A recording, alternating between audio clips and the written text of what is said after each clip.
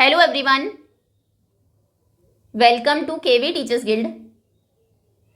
सो बच्चों, अभी हम स्टार्ट करेंगे 9th क्लास साइंस का चैप्टर नंबर 1, जिसका नाम है exploration entering the world of secondary science. Explore करने का मतलब होता है खोज करना या किसी नई चीज़ के बारे में जानना। तो अभी हम एक ऐसी दुनिया में एंटर करेंगे जहाँ पर हम साइंस को और ज़्यादा डिटेल में यानी कि और ज़्यादा गहराई से समझेंगे।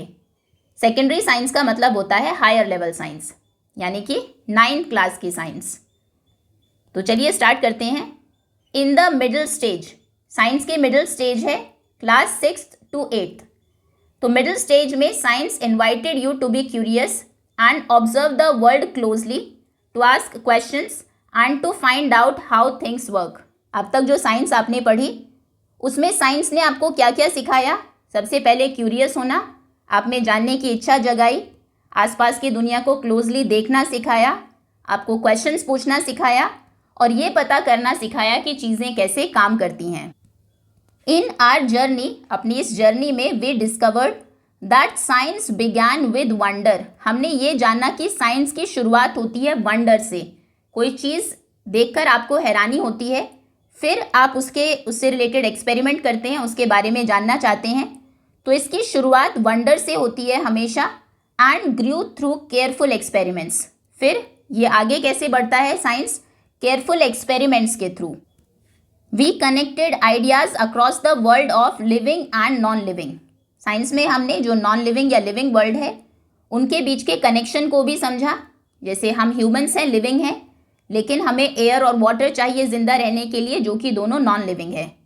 As you now enter the secondary stage, क्योंकि अभी आप सेकेंडरी स्टेज में एंटर कर चुके हैं, दिस जर्नी कंटिन्यूज। तो ये जो हमारी जर्नी है ये कंटिन्यू रहेगी, but with N emphasis on deep exploration. लेकिन अब हम किस पर ज़्यादा एम्फेसाइज करेंगे? गहराई से एक्सप्लोर करने पर। Science is not about what we know. Science उसके बारे में नहीं है कि आपको क्या पता है, आप क्या जानते हैं, but about how we know it. आप उसके बारे में कैसे जानते हैं। How observations lead to measurements, how patterns are expressed using symbols and equations, how models are built to represent complex systems and how ideas are tested, often revised and sometimes even discarded. तो देखिए science में हम क्या क्या करते हैं। सबसे पहले ऑब्जर्व करते हैं, उसके बाद मेजर करते हैं। फॉर एग्जाम्पल, आपने ऑब्जर्व किया कि पानी गर्म है, फिर आपने उसका टेम्परेचर मेजर किया, टेम्परेचर आया मान लीजिए 60 डिग्री सेल्सियस। ठीक है, तो पहले ऑब्जर्वेशन हुई, उसके बाद मेजरमेंट। फिर हम पैटर्न्स को एक्सप्रेस करते हैं सिंबल्स या इक्वेशंस को यूज़ करके। जैसे वाटर का सिंबल आपने बना दिया H2O। ये सब हम साइंस में क्या क्या होता है उसकी बात कर रहे हैं। इक्वेशंस भी होती है उसमें, for example speed equal to distance by time. ये पढ़ा होगा ये फॉर्मूला आपने। फिर साइंस में कॉम्प्लेक्स सिस्टम्स के लिए हम मॉडल्स बनाते हैं। जैसे एटम का मॉडल आप बनाएंगे, सोलर सिस्टम मॉडल आपने बनाया होगा। साइंस में आइडियाज़ को टेस्ट किया जाता है, फिर उनको बदला भी जाता है, रिवाइज भी किया जाता है अगर कोई गलती हो गई है। और कई बार अगर गलती साबित हो जाती है तो फिर उस आइडिया को डिस्कार्ड भी कर देते हैं। डिस्कार्ड करना मतलब बिल्कुल उसे खारिज कर देते हैं, छोड़ देते हैं। जैसे कि पहले एक आइडिया था लोगों का कि अर्थ फ्लैट है, क्योंकि वो फ्लैट दिखती है। बाद में वो रिवाइज किया गया और बताया गया कि अर्थ राउंड है, तो वो जो आइडिया था अर्थ के फ्लैट होने का, उसको हमने डिस्कार्ड कर दिया। So in our secondary stage textbook of science exploration we will look more closely, think more carefully. तो सेकेंडरी स्टेज में जो आपकी बुक है 9th क्लास में, उसका नाम है एक्सप्लोरेशन। वहाँ पर हम चीज़ों को और ज़्यादा क्लोजली देखेंगे और ज़्यादा केयरफुली सोचेंगे and find out how scientific ideas help us to make sense of nature, technology and our place within them. और देखेंगे कि साइंस हमें कैसे हेल्प करता है समझने में नेचर को, टेक्नोलॉजी को, और इन सब के बीच में हमारी क्या जगह है उसको। Now to reflect the approach of this text book the page numbers have been thoughtfully designed. अब हमारी जो ये अप्रोच है साइंस को पढ़ने की, इसी को रिफ्लेक्ट करते हुए इस बुक के पेजेस को भी बहुत सोच समझकर डिज़ाइन किया गया है। And are framed by magnifying glass and a compass. ये आप देखेंगे, यहाँ पर तो नहीं है, ये रहा। पेज के एंड में मैग्नीफाइंग ग्लास आपको दिखेगा और इधर कंपस है। ठीक है, कंपास।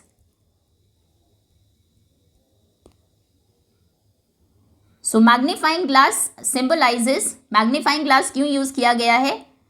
ये सिंबल है केयरफुल ऑब्जर्वेशन का। कहने का मतलब है आपको पैटर्न्स को नोट करना है, नोटिस करना है और ध्यान देना है कि कुछ आपसे मिस ना हो जाए। मतलब हर एक छोटी छोटी डिटेल को आपको पकड़ना है। The compass reminds us that exploration also needs direction. अब ऐसा नहीं कि कुछ भी आप पढ़ रहे हैं, कंपास हमें याद दिलाता रहेगा कि एक्सप्लोर करने के लिए, साइंस में नई चीज़ों का पता करने के लिए हमें डायरेक्शन की भी ज़रूरत है। सही दिशा चुनना भी बहुत ज़रूरी है। चूजिंग अप्रोप्रिएट मॉडल्स, सही मॉडल्स चुनना, सही क्वेश्चंस पूछना, and knowing the limits of where our ideas apply. और हमारे जो आइडियाज़ हैं वो हमें कहाँ अप्लाई करने हैं, उनकी क्या लिमिट है, आपको ये भी पता होना चाहिए। टुगेदर, साथ में मिलकर, they tell us that exploration in science is not wandering aimlessly.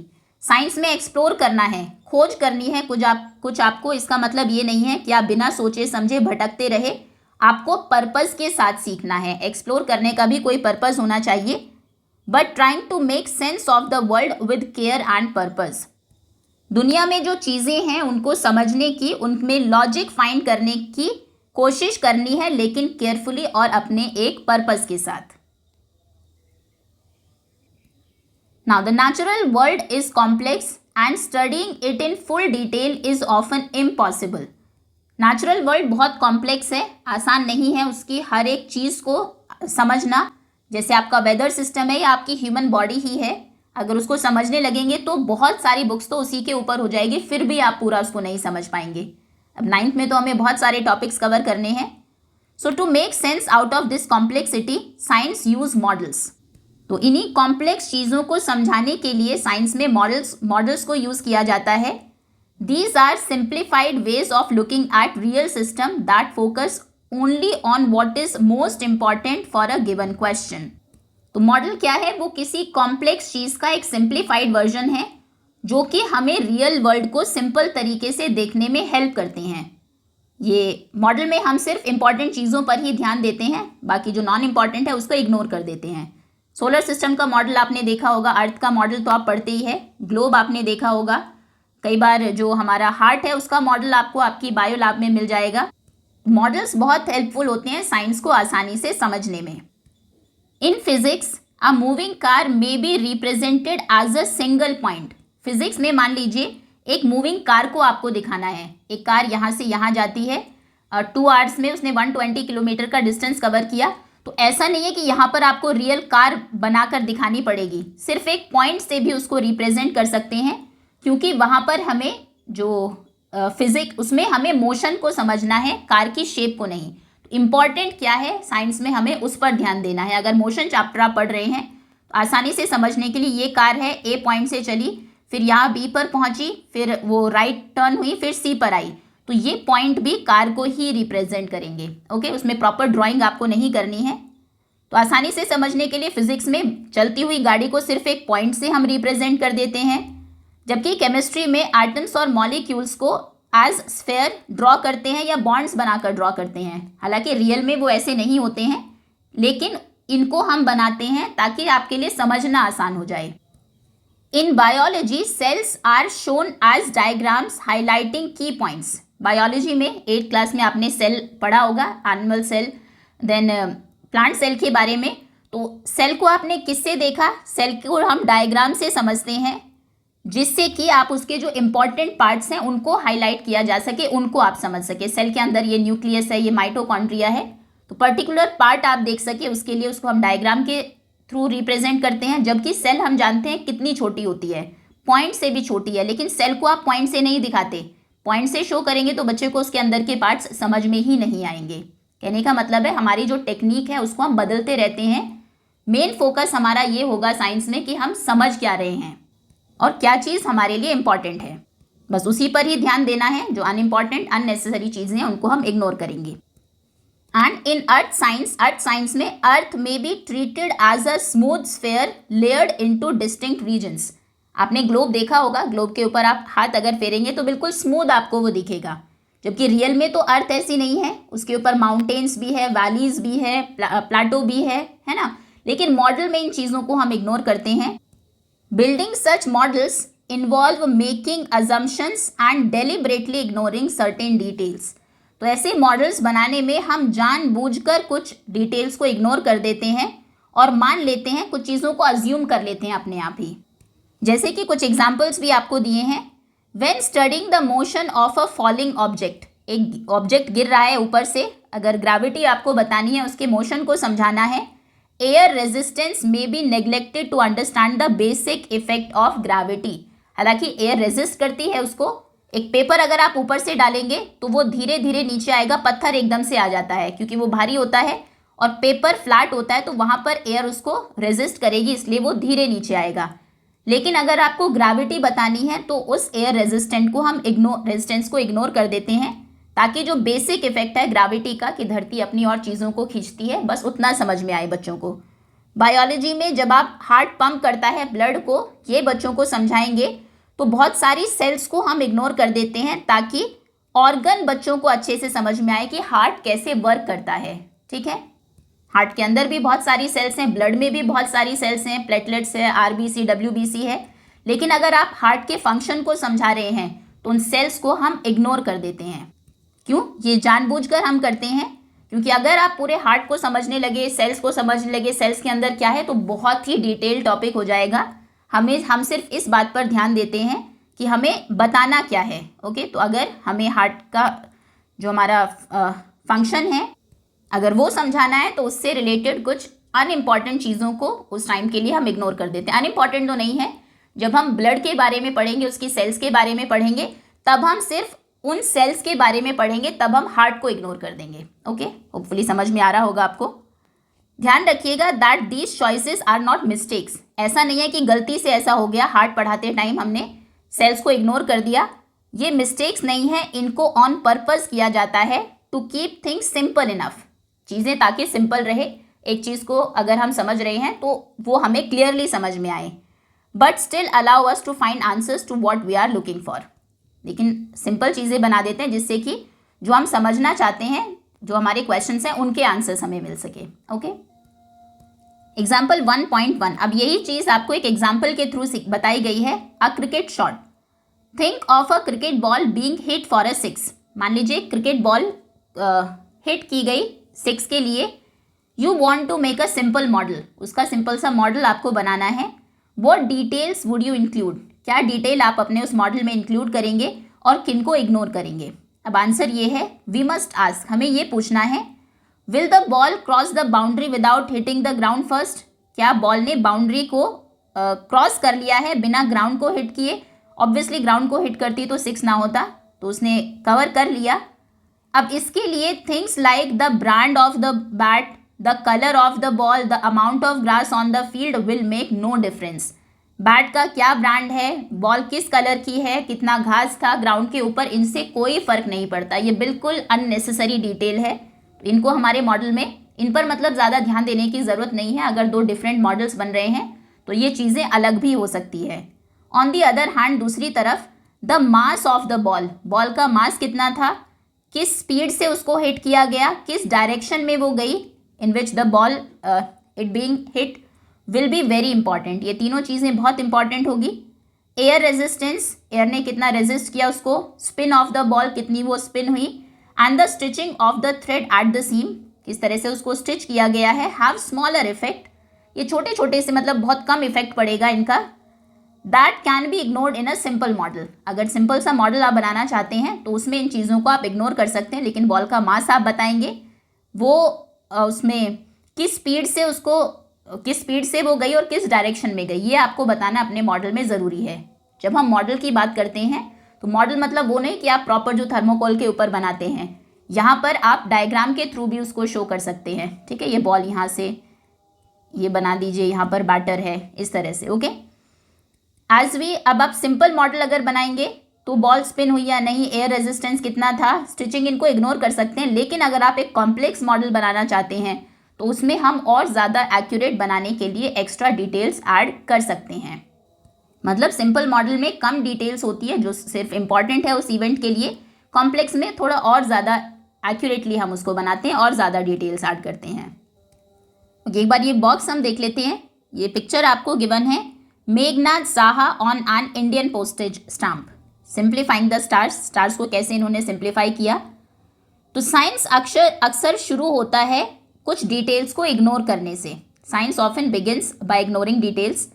When physicist Meghnath Saha, ये फिजिसिस्ट थे, इन्होंने स्टार से आने वाली लाइट को जब स्टडी किया, he did not try to model every atom, हर एक एटम जो है उसको, या फिर हर एक रिएक्शन को, हर एक मोमेंट जो स्टार के अंदर हो रही है, सभी पर इन्होंने ध्यान नहीं दिया। इसकी बजाय he treated the matter in the star as a hot gas. उसके अंदर जो जितना भी मैटर है उसको इन्होंने हॉट गैसेस कंसिडर कर लिया। बहुत सारे कॉम्प्लेक्स प्रोसेसेस जो स्टार्स के अंदर चलते हैं उसको इग्नोर किया और फोकस किया सिर्फ टेम्परेचर पर। स्टार का टेम्परेचर कितना है, प्रेशर कितना है उसमें, and how atoms form ions, atoms कैसे आयंस फॉर्म करते हैं। तो ये उन्होंने सिंप्लीफाई कर दिया। इसकी वजह से उन्होंने जो सिंप्लीफाई करके एक्सप्लेन किया तो हम समझ पाए कि किस तरह से जो स्टार्स का कलर है वो डीपली कनेक्टेड होता है उनके टेम्परेचर से। ये आपने पढ़ा भी होगा या शायद आप पढ़ेंगे कि जो ब्लूइश वाइटिश स्टार्स दिखते हैं वो सबसे ज़्यादा गर्म होते हैं, हॉटेस्ट होते हैं। जो येलोइश दिखेंगे थोड़े, वो मीडियम हॉट होते हैं, और जो ऑरेंज या रेड कलर के दिखते हैं वो सबसे कूलेस्ट स्टार्स होते हैं। ओके, तो ये हमें बताया था मेघनाथ साहा ने। Now let us model. Suppose you ride a bicycle from your school to your home. मान लीजिए आप स्कूल से घर आते हैं बाइसिकल पर। You want to model the time it takes to go home from school. अब स्कूल से घर आने में कितना टाइम लगता है उसका एक मॉडल आप बनाना चाहते हैं। What details would you keep, कौन सी डिटेल्स आप रखेंगे। What details could you ignore, कौन सी डिटेल्स को आप इग्नोर करेंगे। सजेस्ट करिए क्यों कुछ डिटेल्स को इग्नोर करना एक्चुअली यूजफुल होता है। तो देखो, जो इंपॉर्टेंट डिटेल्स हैं मॉडल बनाते टाइम, आप उसमें डिस्टेंस ज़रूर लिखेंगे। आपके घर से आपके स्कूल की डिस्टेंस कितनी है, ठीक है। छोटी सी एक बिल्डिंग बना देंगे स्कूल की, और उसके बाद ये आपका हाउस हो जाएगा। मान लीजिए दोनों के बीच की डिस्टेंस लिख दीजिए, मान लीजिए 800 मीटर्स हैं। ओके, फिर आप अपनी स्पीड बताएंगे कि किस स्पीड से आप साइकिल चला रहे थे। बाइसिकल की पिक्चर ड्रॉ करके उसी के साथ लिख सकते हैं। तो जो भी देखने वाला होगा उस मॉडल से टाइम आपका कैलकुलेट कर सकता है। तो इसमें डिस्टेंस और स्पीड ये इंपॉर्टेंट डिटेल्स हैं, इनको हम इंक्लूड करेंगे। और इग्नोर किन चीज़ों को करेंगे, बाइसिकल का कलर बताने की ज़रूरत नहीं है। रोड की कुछ इंपॉर्टेंट डिटेल्स, रोड किस तरह का है वो आप अगर बहुत कॉम्प्लेक्स मॉडल बनाना चाहते हैं तो इंक्लूड कर सकते हैं, या कि बिल्कुल फ्लैट है, स्मूथ है, या फिर थोड़ा उसमें गड्ढे ज़्यादा है, या कच्ची मिट्टी वाला रोड है, या फिर बम्पी है, अनइवन है, ठीक है। तो कलर को तो हम बिल्कुल इग्नोर करेंगे, बिल्कुल अननेसेसरी है। आपके साइकिल का जो ब्रांड है उसको भी इग्नोर करेंगे। देन एक जो अनइम्पॉर्टेंट सी डिटेल है, अगर आप इंक्लूड करना चाहे कॉम्प्लेक्स में कर सकते हैं, सिंपल में उसकी ज़रूरत नहीं है, वो हो जाएगा डिटेल ऑफ द रोड, ठीक है। रोड की डिटेल आप दे सकते हैं या नहीं, ठीक। चलिए, now as you explore science more deeply, जब आप गहराई से साइंस को एक्सप्लोर करेंगे, उसके बारे में जानेंगे, तो आप नोटिस करेंगे that it uses language in a very careful and precise way. Normal English में आप देखते हैं एक वर्ड के कई सारे मीनिंग होते हैं, हिंदी में भी ऐसा होता है, लेकिन साइंस में वर्ड्स को बहुत उनके बिल्कुल एग्जैक्ट मीनिंग होते हैं। लैंग्वेज को बहुत केयरफुल और प्रिसाइज वे में यूज़ किया जाता है। बहुत सारे वर्ड्स जो हम अपनी डेली लाइफ में यूज़ करते हैं, जैसे कि फोर्स हुआ, वर्क हुआ, सेल और reaction, have specific meanings in science. जैसे आज मैंने बहुत सारा स्कूल में बहुत काम किया, ये हमने वर्क को नॉर्मल उसमें यूज़ कर लिया एवरीडे लाइफ में, लेकिन साइंस में वर्क की डेफिनेशन बिल्कुल ही अलग है। साइंस कहता है कि एक बॉडी पर वर्क हुआ तब माना जाएगा जब उस पर फोर्स अप्लाई हो और वो कुछ डिस्टेंस कवर करे अप्लाइड फोर्स की डायरेक्शन में। ओके, तो साइंस जो है उसमें वर्ड्स के बहुत एग्जैक्ट मीनिंग होते हैं। एवरीडे लाइफ में जो जैसे आप उन वर्ड्स को यूज़ करते हैं वो मीनिंग और साइंटिफिक मीनिंग बिल्कुल डिफरेंट होते हैं। These meanings are often very specific. ये मीनिंग इतने स्पेसिफिक इसलिए होते हैं क्योंकि scientific ideas must be communicated clearly and unambiguously. जब आप कोई साइंटिफिक आइडिया को किसी से कम्युनिकेट करते हैं, किसी को बताते हैं, तो वो बिल्कुल क्लियर होना चाहिए, थोड़ी भी कन्फ्यूजन उसमें ना हो, ठीक है। इसलिए हर एक वर्ड का एक स्पेसिफिक मीनिंग होता है। To allow scientists across the world to describe observations, compare results, and build ideas together, science uses a shared language of these specific terms, symbols, and units. अब देखिए, साइंस पूरे world में है, discoveries भी हर जगह होती रहती है, हर जगह साइंटिस्ट्स हैं, वो चीज़ों को ऑब्जर्व करते हैं, एक्सपेरिमेंट करते हैं। उन सब के बाद पूरी दुनिया के साइंटिस्ट्स आपस में रिजल्ट को कंपेयर कर सके, साथ में मिलकर आइडियाज़ फॉर्म कर सके और नॉलेज को एक दूसरे के साथ शेयर भी किया जा सके, इसलिए टर्म्स को स्पेसिफिक रखा गया है। अगर एक जगह फोर्स वर्ड यूज़ होता है, उसकी स्पेसिफिक डेफिनेशन है, तो पूरी दुनिया में वही रहेगी उसकी डेफिनेशन। शब्द अलग हो सकता है उसके लिए, हिंदी में फोर्स को बल कह सकते हैं, वर्क को काम कहते हैं शायद से, कार्य जो भी, लेकिन जो डेफिनेशन है उन वर्ड्स की वो ऑल ओवर द वर्ल्ड हर जगह सेम रखी गई है, ताकि साइंटिस्ट्स आपस में अपने रिजल्ट्स को शेयर कर सके। स्पेसिफिक टर्म्स हैं, सिंबल्स भी बिल्कुल सेम हैं, जैसे कि जो एम सिंबल है ये हर जगह पूरी दुनिया में मास को रिप्रेजेंट करता है, वी वेलोसिटी को रिप्रेजेंट करेगा, एफ फोर्स को, आई करंट को। ओके, सो फोर्स का नाम अलग होगा, मान लीजिए हिंदी में बल कहते हैं, लेकिन बल के लिए हम ब नहीं इस्तेमाल करते हैं, एफ ही वर्ड यूज होता है। ठीक, सो quantities such as mass, velocity, force and electric current are represented by symbols like m, v, f, I, each associated with a defined unit. तो हर क्वांटिटी की अपनी एक अलग यूनिट होती है। मास को कैलकुलेट करने की यूनिट वो भी हर जगह सेम होगी, जैसे लेंथ की यूनिट है मीटर, टाइम में सेकेंड्स, वेट का हो जाएगा किलोग्राम। ओके, तो क्वांटिटीज़ को जिन अल्फ़ाबेट से हम रिप्रेजेंट करते हैं वो भी सेम है और उनकी क्वांटिटीज़ को भी डिफाइन किया गया है। To make this even more precise, science often turns to mathematics to allow relationships between quantities to be expressed clearly and tested carefully. अब इसको और ज़्यादा प्रिसाइज और रियल और सटीक बनाने के लिए साइंस कई बार मैथ्स की भी हेल्प लेता है। जैसे बहुत सारे फॉर्मूलाज आपको देखने को मिलेंगे, अभी हमने एक फॉर्मूला देखा, speed equal to distance by time, ये मैथ्स का यूज़ किया गया है साइंस में, जिससे कि क्वांटिटीज़ में एक दूसरे के रिलेशनशिप को हम बता सके। फॉर एग्जांपल 1 मिनट में 60 सेकेंड्स होते हैं, ठीक है, 5 मिनट्स में कितने होंगे, तो एक तरह से मल्टीप्लाई करके मैथ्स की हेल्प से आप फाइंड करेंगे, जिससे कि क्वांटिटीज़ को क्लियरली एक्सप्रेस किया जा सके और केयरफुली टेस्ट किया जा सके।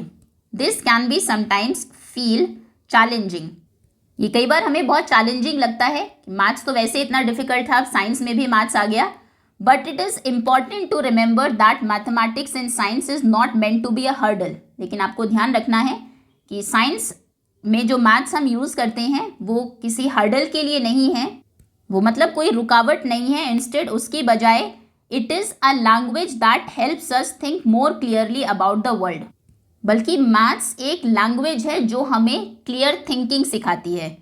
फॉर एग्जाम्पल, आपको कहा जाए कि एक कार फास्ट है, अब ये स्टेटमेंट अपने आप में बहुत क्लियर नहीं है, लेकिन अगर आपको कार की स्पीड दे दी जाए, नंबर्स आप यूज़ कर ले, फॉर एग्जांपल अगर आपको कहा जाए एक कार की स्पीड है 100 किलोमीटर पर आवर, तो आप समझ जाएंगे कि कार सच में बहुत फास्ट चल रही है। ठीक है, या फिर कहा जाए एक कार बी से फास्ट है, तो भी ये स्टेटमेंट अपने आप में उतनी क्लियर नहीं है, लेकिन अगर ए की स्पीड 100 किलोमीटर पर आवर है, बी की स्पीड 30 किलोमीटर पर आवर है, तो आप समझ जाएंगे ए कितनी फास्ट है, उसकी डबल से भी ट्रिपल से भी ज़्यादा स्पीड से ए चल रही है। ठीक है, तो मैथ्स जो है वो लैंग्वेज है जो हेल्प करता है हमारी, ताकि हम आसपास की दुनिया की चीज़ों को और ज़्यादा क्लियरली समझ सकें। ये वाली लैंग्वेज ज़्यादा क्लियर है इसके कंपैरिजन में, क्योंकि यहाँ पर हमने मैथ्स के नंबर्स को यूज़ किया है। Now, an equation is not just a calculation tool, it is a compact statement. It is a compact statement about how certain things are related.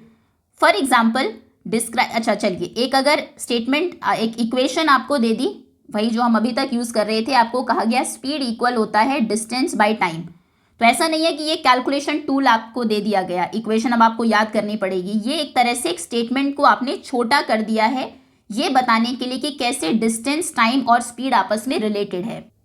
अब देखो, अगर इसी चीज़ को आपको स्टेटमेंट में लिखना होता तो आप लिखते कि speed tells us how much distance is covered in a certain time. Speed हमें बताती है कि इस इतने टाइम में कितनी डिस्टेंस कवर की गई है, लेकिन हमने इसको कॉम्पैक्ट करके यानी कि शॉर्ट फॉर्म में लिख दिया, बस इस फॉर्मूला के जैसे। स्टेटमेंट्स लर्न करने में मुश्किल होती है, फॉर्मूला सिंपल है, S=D/T। फिर ये आपको ये भी बताती है कि तीनों चीज़ें आपस में कैसे रिलेटेड है। फॉर एग्जाम्पल, अगर डिस्टेंस बढ़ेगी, टाइम सेम रहा, मैथ्स में आपको पता है न्यूमरेटर अगर बढ़ता है, देखिए 10/2 आंसर है 5, 10/5 अगर हो गया आंसर छोटा हो गया, सॉरी नंबर बढ़ाना है, सॉरी न्यूमरेटर को। अगर ये 18/2 हो गया, 8 नंबर बढ़ गया तो आंसर इंक्रीज हो जाएगा, 9 हो जाएगा। तो कहने का मतलब है कि डिस्टेंस बढ़ने से, अगर सेम टाइम में आप ज़्यादा डिस्टेंस कवर कर रहे हैं, स्पीड भी बढ़ती है। लेकिन अगर आप सेम डिस्टेंस ज़्यादा टाइम में कवर कर रहे हैं, टाइम अगर बढ़ेगा तो स्पीड मतलब कम होगी आपकी। अगर वही 10 किलोमीटर की डिस्टेंस आप अब 5 आवर्स में कर रहे हैं, पहले 2 आवर्स में कर रहे थे, तो यानी कि आपकी स्पीड कम हो गई है। ठीक है, तो हमें पता लग गया कि डिस्टेंस और स्पीड में डायरेक्ट रिलेशन होता है, एक के बढ़ने से दूसरा बढ़ता है, एक के कम होने से दूसरा कम होता है। लेकिन टाइम और स्पीड में इन्वर्स रिलेशन, उल्टा रिलेशन होता है, टाइम बढ़ने से स्पीड कम होती है, या फिर आप कह लीजिए स्पीड कम होने से टाइम बढ़ता है। आपको मुंबई से गोवा जाना है, अगर जितनी ज़्यादा आपकी कार की स्पीड होगी उतना ही कम टाइम लगेगा, और अगर स्पीड कम है तो टाइम ज़्यादा लगेगा। ठीक है, ये सब चीज़ें आपको सिर्फ एक इक्वेशन से समझ में आ गई। यही यूज़ है मैथ्स का साइंस में।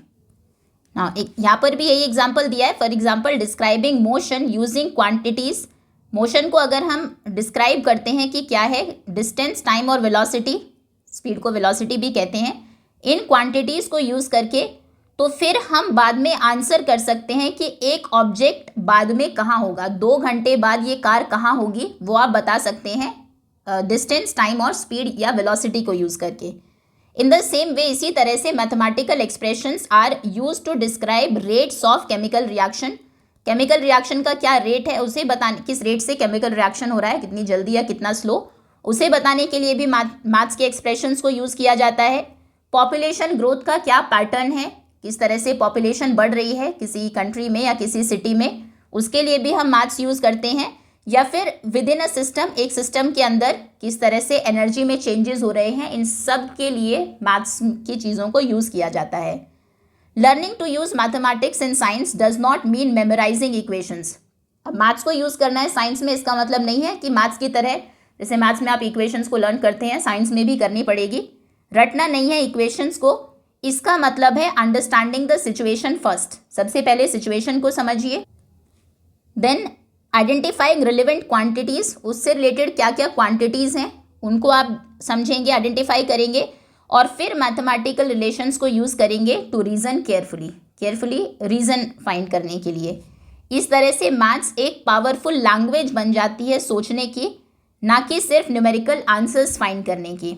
अगर आप फोकस करें, पहले समझे सिचुएशन को, कौन सी उसमें क्वांटिटीज़ इन्वॉल्व है, जैसे हमें यहाँ से एक प्लेस से दूसरी जगह जाना है तो उसमें टाइम, डिस्टेंस इंक्लूड होगा, ये आप समझ गए, क्वांटिटीज़ आपने समझ ली। फिर इक्वेशन से आप शुरू करेंगे, equation will begin to feel less like obstacle, तो इक्वेशंस फिर आपको ऑब्स्टिकल, बाधा नहीं लगेगी, and more like helpful guides in your exploration of science. आपको लगेगा कि मैथ्स तो एक गाइड के जैसे हैं, जो कि बहुत हेल्पफुल है आपके साइंस की चीज़ों को एक्सप्लोर करने में। Okay, now threads of curiosity. Why is the speed of light denoted by c. Light की स्पीड को हम सी से क्यों डिनोट करते हैं, एल से करना चाहिए था, स्पीड को एस से करना चाहिए था। तो जो साइंटिफिक सिंबल्स हैं वो हिस्ट्री से आए हैं, और वो इंटरनेशनल अग्रीमेंट्स पर बेस्ड है। ये हमने देखा कि इंटरनेशनली साइंस में हर जगह सेम ही सिंबल्स यूज़ किए जाते हैं। वो कन्वीनियंस के लिए हमने, ऐसा नहीं है कि एब्रीविएशंस बना दी है कि लाइट, अगर स्पीड ऑफ लाइट है तो एस एल कर दो, उसको आसान रहेगा, ये एक तरह से उसका शॉर्ट फॉर्म हो गया। शॉर्ट फॉर्म्स नहीं है वो, जैसे कि जो स्पीड ऑफ लाइट है उसको यूजुअली डिनोट करते हैं सी सिंबल से, क्योंकि वो लैटिन वर्ड सेलेरिटास से आया है। सेलेरिटास का मतलब होता है वहाँ पर स्पीड, तो लैटिन में इसकी डिस्कवरी हुई होगी, तो उन्होंने वहाँ पर इसको सी सिंबल दिया। अब जब भी लाइट की स्पीड को हम डिनोट करते हैं, नाम उसका अलग हो सकता है, इंग्लिश में स्पीड ऑफ लाइट बोलते हैं, क्योंकि वहाँ पर तो सेलेरिटास बोलते हैं, इसलिए उन्होंने सी वर्ड यूज़ किया लैटिन वर्ड्स में। हिंदी में हम उसको क्या, प्रकाश की स्पीड यानी कि गति, प्रकाश की गति बोलेंगे, लेकिन डिनोट उसको सी से ही करेंगे। ऐसा नहीं है कि प्रकाश के लिए प यूज़ कर लेंगे, ठीक है ना। तो सिंबल हमेशा सेम होते हैं, क्योंकि वो शॉर्ट फॉर्म नहीं है आपके वर्ड्स की, वो इंटरनेशनल अग्रीमेंट्स के बाद उनको वो सिंबल दिए गए हैं। ओके, आज जो speed of light, the speed of light is one of the physical constant defined to be exactly 299,792,458 metre per second. ठीक है, या फिर आप अगर इंडियन सिस्टम में इसको देखना चाहे तो 29,97,92,458 मीटर पर सेकेंड स्पीड होती है लाइट की। Now ready to go beyond में आपको एयरप्लेन फ्यूल मिस कैलकुलेशन की एक केस स्टडी गिवन है, एक इंस्टेंस दिया है। In a well known incident, ये एक बहुत ही जाना पहचाना इंसिडेंट है, a passenger aircraft ran out of fuel mid flight due to a mixup in units.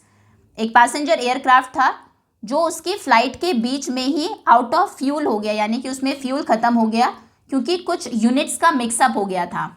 Units मतलब जैसे आपको कहा जाए कि 5 मीटर रस्सी लेकर आओ और बच्चा सिर्फ 5 सेंटीमीटर ले आए, तो बिल्कुल काम गलत हो जाएगा क्योंकि 5 मीटर और 5 सेंटीमीटर में बहुत डिफरेंस होता है। ऐसा ही कुछ यूनिट्स का मिक्सअप हुआ वहाँ पर। The flight needed 22,300 kilogram fuel in total. Flight में को टोटल 22,300 किलोग्राम फ्यूल चाहिए था, लेकिन जो ग्राउंड क्रू था उसने मिस कैलकुलेट किया कि कितना फ्यूल चाहिए, since they uses the density of fuel in pounds, क्योंकि वो पाउंड्स में फ्यूल की डेंसिटी को मेजर कर रहे थे, पाउंड्स पर लीटर रादर दैन किलोग्राम पर लीटर। और 1 kg में लगभग 2.2 पाउंड्स होते हैं।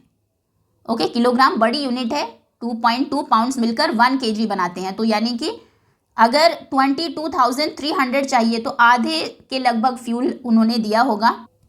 The aircraft was about 15,000 litre short of fuel. 15,000 litre fuel short रह गया क्योंकि उन्हें 22,000 किलो फ्यूल फिल करना था, उन्होंने 22,300 पाउंड्स फिल किया, पाउंड्स में मेजर कर लिया उसको। And luckily could glide to an emergency landing.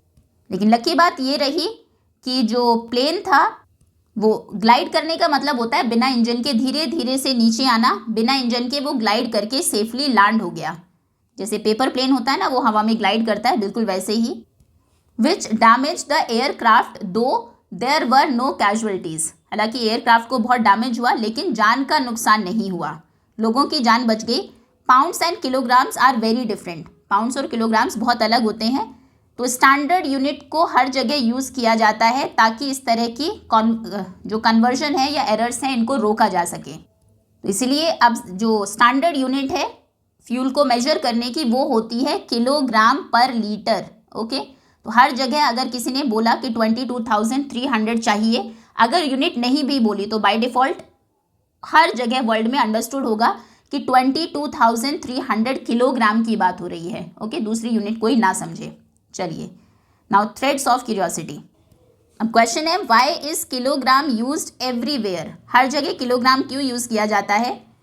सो जब हम राइस या वेजिटेबल्स खरीदते हैं तो हम उम्मीद करते हैं a kilogram to mean the same amount everywhere. 1 kilogram का मतलब हर जगह सेम ही अमाउंट होगा। अगर 1 kg राइस आप दिल्ली में परचेज करते हैं और 1 kg राइस आप जाकर बैंगलोर में परचेज करते हैं तो दोनों का वेट बिल्कुल सेम होना चाहिए। ऐसा नहीं कि दिल्ली में 1 kg बड़ा होता है और साउथ में जाकर 1 kg छोटा हो जाता है, ये नहीं होगा। वेट हर जगह 1 kg का सेम रहेगा। इमेजिन करिए कितनी कन्फ्यूजन होगी अगर हर जगह डिफरेंट वेट्स हो। थैंकफुली मेजरमेंट जो है वो एक अग्रीड इंटरनेशनल स्टैंडर्ड्स पर बेस्ड है। इवन बाहर की कंट्री में भी आप जाएंगे वहाँ पर भी 1 kg का वेट उतना ही होता है क्योंकि वो इंटरनेशनली अग्री किया गया है, कोई लोकल ऑब्जेक्ट या ओपिनियन के अकॉर्डिंग नहीं। स्टैंडर्ड यूनिट्स अलाउ करते हैं साइंटिफिक रिजल्ट्स को आप कंपेयर कर सके और इंश्योर कर सके कि डेली लाइफ में या ट्रेड में, व्यापार में फेयरनेस रहे। Now as observations are repeated, measurements refined and ideas tested through experiments, we can organize our understanding of the world in a systematic way। आपने कोई चीज़ ऑब्जर्व करी, आप उसको रिपीट करते हैं। मान लीजिए आपने पहली बार पानी उबलते देखा, आपने देखा वो 100 डिग्री सेल्सियस पर बॉयल हो जाता है, उबलने लगता है। आप उसको रिपीट करेंगे। ऐसा नहीं कि आपने कुछ एक बार ऑब्जर्व किया उसको थ्योरी बना दी, बार बार उसको रिपीट किया जाता है। दूसरी बार चेक किया सेम रिजल्ट आया, कहीं दूसरी जगह जाकर चेक किया सेम ही रिजल्ट आया, तो उसके बाद आप मेजरमेंट को फिर से रीडिफाइन करते हैं और ज़्यादा एक्यूरेट बनाते हैं और एक्सपेरिमेंट करके अपने आइडियाज़ को टेस्ट करते रहते हैं, तब जाकर हमारी अंडरस्टैंडिंग जो है वो और ज़्यादा इम्प्रूव होती है। नाउ सेकेंडरी स्टेज में कुछ टर्म्स आपके सामने आएंगी, जैसे लॉज, थियोरीज, प्रिंसिपल्स, और इन टर्म्स के भी साइंस में स्पेसिफिक मीनिंग्स हैं। साइंस के हर वर्ड का एक फिक्स्ड मीनिंग होता है। अगर लॉ की हम बात करें, it usually describes a regular pattern observed in nature, often expressed using words और मैथमेटिकल रिलेशंस। लॉ यानी कि नियम क्या है साइंस में, बार बार एक पैटर्न जो आपने नेचर में देखा हो उसे हम लॉ कहते हैं। नेचर में कौन सी चीज़ बार बार सेम तरीके से होती है, जैसे कोई ऑब्जेक्ट हमेशा ऊपर से नीचे गिरता है तो वो क्या हो जाएगा, ग्रेविटी लॉ हो गया, ठीक है। या सूरज हर दिन उगता है, वो एक तरह से रेगुलर पैटर्न है, यही लॉ है। फॉर एग्जांपल जैसे कि न्यूटन का जो लॉ ऑफ मोशन है वो एक्सप्लेन करता है कि हम जर्क फील करते हैं जब भी कोई बस सडनली रुक जाती है। अगर एक चलती बस में आप हैं, बस चलते चलते एकदम से रुक जाए तो आपको आगे की तरफ आप जाएंगे, झटका लगेगा एकदम, और ये हमेशा होता ही है। इसको बार बार ये पैटर्न देखा गया रिपीटेडली, तो उसको हम न्यूटन्स लॉ ऑफ मोशन कहते हैं। वो एक तरह से न्यूटन के मोशन का एक नियम बन गया। और ये जो लॉ होते हैं इनको आप वर्ड्स में भी लिख सकते हैं या फिर मैथमेटिकल रिलेशंस में भी, फॉर्मूलाज में भी लिख सकते हैं। ओके, जैसे आपने लिख दिया F = ma, ये न्यूटन का लॉ है कि फोर्स इक्वल होता है मास इनटू एक्सेलरेशन के। ठीक है, लॉ समझ में आ गया आपको। लॉ वो एक पैटर्न है जो आप बार बार देखते हैं, नेचर में रिपीटेडली होता है, रेगुलर पैटर्न। फिर आप उस नियम को वर्ड्स में भी लिख सकते हैं या फिर मैथ्स के फॉर्मूला में भी लिख सकते हैं। अब आते हैं थ्योरी पर। A theory goes a step further, theory उससे एक कदम आगे जाती है लॉ से, and provides an explanation of why those patterns occur, वो पैटर्न्स होते क्यों हैं वो उसकी एक्सप्लेनेशन देती है। जनरली वो एविडेंसेस जो हमने गैदर किए हैं, सबूत इकट्ठा किए हैं ओवर टाइम, या जो अवेलेबल है उस टाइम पर, उन पर बेस्ड वो एक्सप्लेनेशन होती है। अब ग्रेविटेशनल लॉ ने कह दिया कि कोई भी चीज़ नीचे की तरफ गिरती है, थ्योरी एक्सप्लेन करेगी ग्रेविटी के कारण को कि चीज़ नीचे ही क्यों आती है। ओके, एक एग्जांपल यहाँ पर भी दिया आपको, जैसे एटॉमिक थ्योरी एक्सप्लेन करती है कि किस तरह से मॉलिक्यूल्स फॉर्म होते हैं। दोनों में डिफरेंस आपको समझ में आ गया। थ्योरी रीजन बताती है, लॉ सिर्फ स्टेटमेंट देता है। नेचर में जो हो रहा है पैटर्न उसको लिखता है पैटर्न को ऑब्जर्व करने के बाद। अब आते हैं प्रिंसिपल्स पर। Principles are broad ideas that help us make sense in a given situation. Principles ये जनरल आइडियाज होते हैं जो हमें सिचुएशन को समझने में हेल्प करते हैं। ये कोई रूल नहीं होते, सिर्फ गाइडिंग आइडियाज होते हैं। फॉर एग्जाम्पल जैसे कि the principle of conservation of energy being applied when climbing up the stairs. जो प्रिंसिपल है कंजर्वेशन ऑफ एनर्जी का, वो कहता है कि energy neither created nor destroyed, only converted. आप एनर्जी को ना तो क्रिएट कर सकते ना ही डिस्ट्रॉय कर सकते हैं, उसे सिर्फ एक फॉर्म से दूसरी फॉर्म में चेंज कर सकते हैं। जैसे आपने खाना खाया, उससे आपकी बॉडी को एनर्जी मिली, फिर वो एनर्जी आपने स्टेयर्स को क्लाइंब करने में लगा दी, तो एनर्जी सिर्फ चेंज हुई, वो खत्म नहीं हुई है। नाउ डू रिमेंबर, याद रखिएगा, that in science a theory does not mean a guess or an untested idea. Science में थ्योरी कभी भी गेस के बेसिस पर आपने अंदाज़ा लगा लिया या बिना टेस्ट किया कोई आइडिया है उसके ऊपर कभी भी आप थ्योरी नहीं दे सकते हैं। It is an explanation based on careful testing and critical examination. कोई भी थ्योरी तभी दी जाती है जब आपने बहुत सारे एक्सपेरिमेंट्स कर लिए हो, उसके ऊपर केयरफुली टेस्ट किया हो। क्रिटिकल एग्जामिनेशन मतलब बहुत गहराई से उसको एग्जामिन किया हो, हर एंगल से चेक की जाती है कोई चीज़, तब जाकर वो थ्योरी बनती है। These ideas are always open for to improvement. Science में एक चीज़ फिक्स हो गई ऐसा नहीं है, अगर आगे कुछ चेंजेस दिखाई देते हैं तो उसमें इम्प्रूवमेंट के चांसेस रहते हैं। मतलब थ्योरी बदली भी जा सकती है, आइडियाज़ में इम्प्रूवमेंट होती रहती है। And often change as a new evidence becomes available. नए नए सबूत जब हमारे सामने आने लगते हैं, एविडेंसेस, तो उन्हें हम थ्योरीज को चेंज भी कर सकते हैं। This is the key feature of science that makes it reliable. ये बहुत ही इंपॉर्टेंट फीचर है साइंस का, आप कह सकते हैं साइंस की स्ट्रेंथ है ये, कि उसमें आपको ये चीज़ हमेशा सत्य ही रहेगी ऐसा नहीं कहा जाता है, फ्यूचर में उसको चेंज भी किया जा सकता है। साइंस उन चेंजेस को भी और अपनी गलतियों को भी एक्सेप्ट करता है, ठीक है, खुद में अपडेट करता रहता है, क्योंकि गलतियों को सुधारता रहता है, तो इसलिए वो रिलायबल है, इसलिए हम साइंस पर भरोसा कर सकते हैं। Now one of the most remarkable strengths of science is its ability to make predictions. एक जो बहुत ही रिमार्केबल खास बात है, एक स्ट्रेंथ है, साइंस की ताकत है, वो ये है कि वो प्रिडिक्शन कर सकता है, मतलब फ्यूचर के बारे में सही अंदाज़ा लगा सकता है, भविष्यवाणी कर सकता है। When laws, theories and models are well established, जब कानून, मॉडल्स या थ्योरीज अच्छे से स्टैब्लिश हो जाते हैं, मतलब खुद को प्रूव कर देते हैं, they allow us to anticipate what will happen under new or different conditions. तो फिर हम एंटिसिपेट कर सकते हैं, पहले से ही जान सकते हैं कि नई या डिफरेंट कंडीशंस में क्या होगा। Before we can perform an experiment, experiment करने से पहले ही हम जान लेते हैं कि ये होने वाला है, अगर उससे रिलेटेड कोई लॉ या कोई थ्योरी है आपके पास। And in many cases even if we can not perform an experiment, कई बार एक्सपेरिमेंट करना पॉसिबल ही नहीं होता, फिर भी हम प्रिडिक्शन कर सकते हैं। Using ideas about motion we can predict how far a kick football will travel. जैसे हमारे मोशन के रूल से हम ये बता सकते हैं कि बॉल कितनी दूर जाएगी, वो फोर्स पर और एंगल पर डिपेंड करता है। आपको केमिकल रिएक्शंस की नॉलेज है, तो उसको यूज़ करके हम स्टैब्लिश कर सकते हैं कि कितनी कार्बन डाइऑक्साइड किसी रिएक्शन में प्रोड्यूस होगी। या फिर how soft a baked bread would be, जो ब्रेड हम बेक करने वाले हैं वो कितनी सॉफ्ट होगी। ब्रेड के डो में हम यीस्ट डालते हैं जो CO2 गैस बनाता है, जिससे ब्रेड सॉफ्ट होती है। तो कितना यीस्ट आपने डाला है, डो कैसा था, इन सबको देखकर केमिस्ट्री में प्रेडिक्ट किया जा सकता है कि जो ब्रेड है वो कितनी सॉफ्ट होने वाली है। बायोलॉजिकल प्रिंसिपल्स को यूज़ करके हम प्रेडिक्ट कर सकते हैं how one's breathing would change while running, दौड़ते समय ब्रीदिंग कैसे फास्ट हो जाती है, कितनी फास्ट होगी। याद रखिएगा, remember that these predictions are not guesses. ऐसा नहीं है कि साइंस ने गेस कर लिया, इनको गेस नहीं है, इनका अंदाज़ा नहीं लगाया गया है, ये प्रॉपर रीजनिंग पर बेस्ड होते हैं।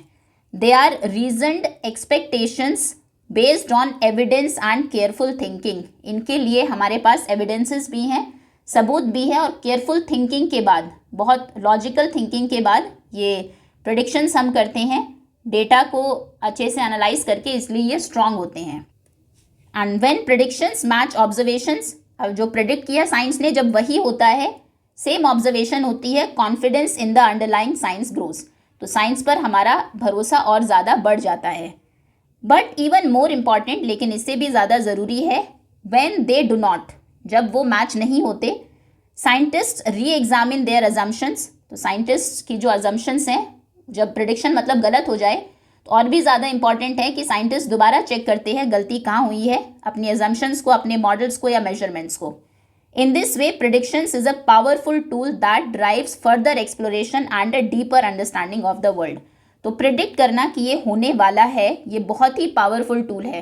लास्ट क्लास में आपने देखा भी था, कोई भी सिचुएशन आती है तो पहले हम एक प्रिडिक्शन करते हैं कि शायद से ये इसका रीज़न होगा, हाइपोथेसिस फॉर्म करते हैं, फिर उसको टेस्ट करते हैं कि ऐसा हुआ है या नहीं। अब अगर प्रिडिक्शन से आपका रिजल्ट मैच नहीं हुआ तो फिर आप उसमें चेंजेस करते हैं। तो ये बहुत ही पावरफुल टूल है, जिसमें साइंस में फर्दर आगे खोजें होती रहती हैं, फर्दर हम एक्सप्लोर करते हैं और दुनिया को और ज़्यादा गहराई से समझते हैं। आई थिंक ये काफ़ी लेंदी हो गई है वीडियो, इसको और कर लेते हैं। Next is how do we check predictions. अब प्रेडिक्शंस को, साइंस ने जो भविष्यवाणी की, उसको आप चेक कैसे करेंगे। सो वर्षा टोल्ड हर फ्रेंड मेघना, वर्षा ने अपनी फ्रेंड मेघना से कहा, it will rain this afternoon because the clouds look dark. आज दोपहर को बारिश होगी क्योंकि बादल बहुत काले लग रहे हैं। थिंक ऑफ सम क्वेश्चंस मेघना could ask Varsha to make this prediction scientifically testable. अब कुछ क्वेश्चंस बताइए जो मेघना वर्षा से पूछ सकती है, जिससे कि उसकी जो प्रेडिक्शन है इसको वो साइंटिफिकली टेस्ट कर सके। अब आंसर देखते हैं। So good scientific questions will look for measurable evidence and past patterns. अच्छे जो साइंटिफिक क्वेश्चंस होते हैं वो मेजरमेंट पर बेस्ड होते हैं। जैसे ह्यूमिडिटी आप देखेंगे, टेम्परेचर आप देखेंगे, जब ह्यूमिडिटी ज़्यादा होती है तब बारिश होती है, या पास्ट एक्सपीरियंस को देखते हैं कि हमेशा ऐसे ही होता है, पहले भी देखा गया है कि डार्क क्लाउड से बारिश आती है। सिर्फ उनको देखना इनफ नहीं है, आपको कुछ एविडेंसेस, कुछ मेजरमेंट्स भी चाहिए, कुछ पास्ट एक्सपीरियंस भी चाहिए, questions with simple yes or no answers are usually not so useful. अगर आप सिर्फ येस नो के क्वेश्चंस पूछेंगे वो उतने यूजफुल नहीं होंगे। अगर आपने पूछा क्या बारिश होगी तो वो येस या नो में आंसर कर देंगे, उसमें आप टेस्ट नहीं कर पाएंगे प्रेडिक्शन सही है या नहीं। आपको पूछना पड़ेगा ह्यूमिडिटी कितनी है, ठीक है ना, इस उससे, ताकि एक आंसर आपको मिले जो मेजरेबल हो। मेघना could ask Varsha questions like, मेघना वर्षा से क्या क्या क्वेश्चंस पूछ सकती है, सिर्फ एग्जांपल्स हैं। What was the condition of sky that it rain the last time, आखिरी बार जब बारिश हुई थी तब स्काई की कंडीशन क्या थी, एक तरह से पास्ट एक्सपीरियंस उसने पूछा। What is the humidity today, आज ह्यूमिडिटी कितनी है। Was it above 80% the last time it रेन्ड, आखिरी बार जब बारिश हुई थी लास्ट टाइम क्या तब भी हवा में 80% से ज़्यादा ह्यूमिडिटी थी। Was it what is today's wind speed and direction, आज की विंड की स्पीड क्या है, डायरेक्शन क्या है। Is the temperature dropping like it did before the recent rains, बारिश से पहले अचानक से टेम्परेचर कम हो जाता है, तो क्या आज भी टेम्परेचर एकदम से कम हुआ है। Questions like these about measurable data and past patterns which go beyond more clouds to dark, clouds बहुत काले हैं इसलिए बारिश होगी।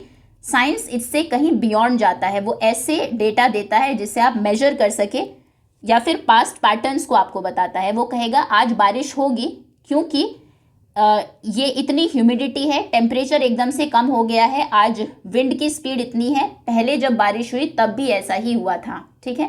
तो जो उसने चीज़ें आपको बताई है उसको आप मेजर भी कर सकते हैं। वो ऐसा नहीं है कि सिर्फ गेस करके अंदाज़ा लगाकर उन्होंने बता दिया, यानी कि साइंस में जो हम प्रेडिक्शन करते हैं वो मेजरेबल डेटा पर बेस्ड होती है, पास्ट पैटर्न्स पर बेस्ड होती है और लॉजिकल थिंकिंग पर बेस्ड होती है। तीन चीज़ें बहुत ज़रूरी है। चलिए पॉज एंड पॉन्डर, एक क्वेश्चन है आपके लिए। Now think of a prediction you और योर फैमिली मेड रिसेंटली आपने, आपकी फैमिली ने कोई प्रेडिक्शन किया हो। फॉर एग्जाम्पल एक क्रिकेट मैच का आउटकम आपने कह दिया मैच को बीच में देखते हुए कि इंडिया जीतेगा आज, या फिर आज तो विराट कोहली सेंचुरी बनाएगा। Was it based on evidence और रीजनिंग और मेनली ऑन गेस वर्क, आपने जो बताया वो एविडेंस था, उसका कोई लॉजिक पर बेस था या फिर सिर्फ आपने अंदाज़ा लगाया था। How can scientific thinking improve such predictions, scientific thinking कैसे इस तरह के प्रेडिक्शंस को इम्प्रूव कर सकती है। जैसे अगर आप विराट कोहली की सेंचुरी की बात करते हैं तो हो सकता है आप पास परफॉर्मेंस जो उन्होंने की, कुछ प्रीवियस मैचेस के रिकॉर्ड्स बता दे। अगर कोई आपसे पूछे क्यों आपने ऐसा कहा तो आप बोल सकते हैं कि पिछले 4 मैचेस में भी ऐसा ही हुआ है, इस तरह का जब ग्राउंड होता है उन्होंने इसी तरह से परफॉर्म किया है। प्लेयर किस फॉर्म में है, वो आजकल अच्छे फॉर्म में है, उस तरह से आप बता सकते हैं। पिच ऐसी है, ये पिच विराट कोहली के फेवर में है, ठीक है ना। तो इस तरह के रीजंस आपके पास होने चाहिए जब प्रेडिक्शन आप करें, वो मेयर गेस वर्क ना लगे। जब आप रीजनिंग देते हैं, रीज़न बताते हैं, उसके पीछे लॉजिक बताते हैं, या फिर कुछ पास्ट के कुछ डेटा को प्रेजेंट करते हैं, तब आपका जो प्रेडिक्शन है वो साइंटिफिक बनता है। होपफुली ये प्रेडिक्शन किस तरह से होता है साइंस में टॉपिक आपको समझ में आ गया होगा। आई थिंक लेंदी हो गया थोड़ा सा चैप्टर, रिमेनिंग जो टॉपिक्स हैं उनको हम नेक्स्ट वीडियो में कवर करेंगे। अभी के लिए इतना ही। होपफुली यहाँ तक चैप्टर आपको समझ में आ गया होगा। Thank you so much for watching.